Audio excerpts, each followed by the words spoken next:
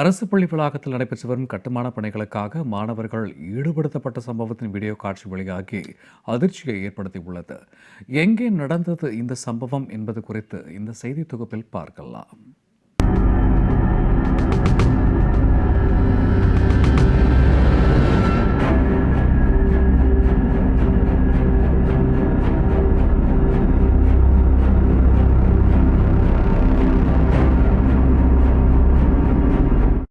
அரசு பள்ளியில் நடைபெற்று வரும் கட்டுமான பணிகளுக்காக மாணவர்கள் கற்களை சுமந்து செல்லும் காட்சிகள்தான் இவை.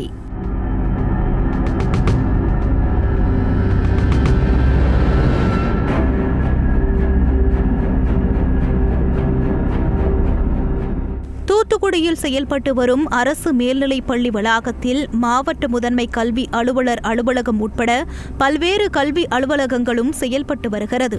கடந்த 2023ஆம் ஆண்டு டிசம்பர் மாதம் பெய்த கனமழையால் பள்ளி வளாகத்தில் மழைநீர் அதிகளவு தேங்கியது. நீண்ட நாட்களாக மழைநீரை வெளியேற்றாமல் தண்ணீர் தேங்கி கிடந்ததால் சுகாதார சீர்கேடு ஏற்பட்டு நோய் தொற்று பரவும் அபாயம் உருவானதாக புகார் எழுந்தது. ஒரு வழியாக தண்ணீர் தேங்காதவாறு கட்டிடம் கட்ட நடவடிக்கை எடுக்கப்பட்டது. இதற்காக அப்பகுதியில் ஆலோ பிளாக் கற்கள் பதிக்கும் பணி சில நாட்களுக்கு முன்பு தொடங்கியது. இந்த நிலையில் கட்டுமான பணியில் ஆலோ பிளாக் கற்களை கொண்டு செல்லும் பணியில் மாணவர்கள் சிலரை ஆசிரியர்கள் ஈடுபடுத்தியதாக குற்றச்சாட்டு எழுந்தது. இது தொடர்பாக வீடியோ சமூக வலைதளங்களில் வைரலாக பரவியது.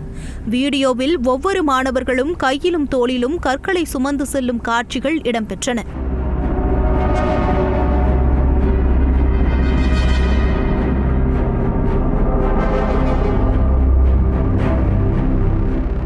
இந்த வீடியோ வெளியான நிலையில் இதுகுறித்து பள்ளி நிர்வாகத்திடம் கேட்டபோது உரிய பதில் அளிக்காமல் மழுப்பலான பதில் அளித்ததாக கூறப்படுகிறது. இதற்கு பெற்றோர் மற்றும் சமூக ஆர்வலர்கள் கண்டனம் தெரிவித்துள்ளனர்.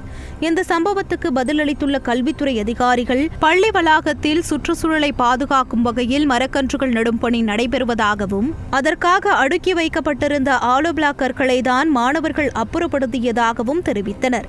மரங்களை நடுவதற்காகவே மாணவர்கள் ஈடுபடுத்தப்பட்டதாகவும் கட்டுமான பணிகளுக்கெல்லாம் ஈடுபடுத்தப்படவில்லை என்றும் தெரிவித்தனர். இதுகுறித்து சம்பந்தப்பட்ட பள்ளி நிர்வாகத்திடம் விசாரணை நடைபெற்று வருவதாகவும் கட்டுமான பணிகளுக்கு மாணவர்கள் ஈடுபடுத்தப்பட்டிருந்தால் சம்பந்தப்பட்ட ஆசிரியர்கள் மீது உரிய நடவடிக்கை எடுக்கப்படும் என கல்வித்துறை அதிகாரிகள் தெரிவித்தனர். பள்ளி மாணவர்களிடம் வேலை வாங்கக்கூடாது என எத்தனை முறை கூறினாலும் பொருட்படுத்தாமல் தொடர்ந்து இதுபோன்ற சம்பவங்களில் ஈடுபட்டு வருவது பெற்றோர் மற்றும் சமூக ஆர்வலர்களிடையே அதிருப்தியை ஏற்படுத்தியுள்ளது.